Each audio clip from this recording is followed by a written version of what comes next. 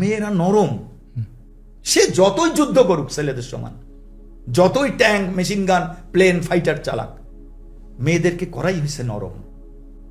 মেয়েরা খুব সেন্টিমেন্টাল, মেয়েরা খুব আবেগপ্রবণ, এটা মেনে নিতে হবে।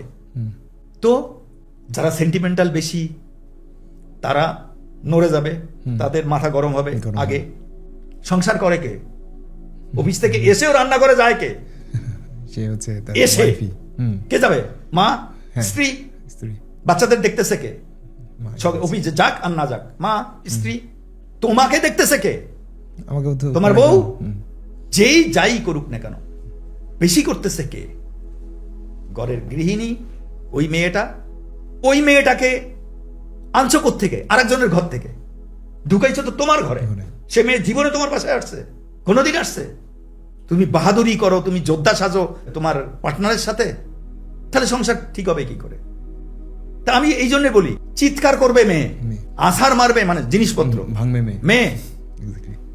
কিছুই বলো নাই, মেসাকার কে নামাবে?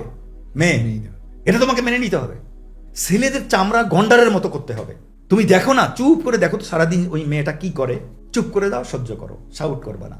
আমি তো হাসি, ও যখনই গিন্নি ও চিৎকার করে, চাচামি শুরু করে, তখনই আমি জোর করে চেপে ধরি, শেষ, ফিনিশ, সাথে সাথে খতম। সে বাচ্চা হোক, আমার বাপ মা হোক, ইভেন আমার শ্বশুর শাশুড়ির সামনেও। আমি এইরকম মানে ওই প্রচলিত ট্র্যাডিশনাল সম্পর্ক কখনো মেনটেন করি নাই। শ্বশুর শাশুড়ি আমারটাকে বলবো তুমি বউ করো, মাথা নত করো, আর তারটাকে আমি যোদ্ধা, আমি বীর। সে তো তার বাপ মা, আমার বাপ মা, সমান সমান।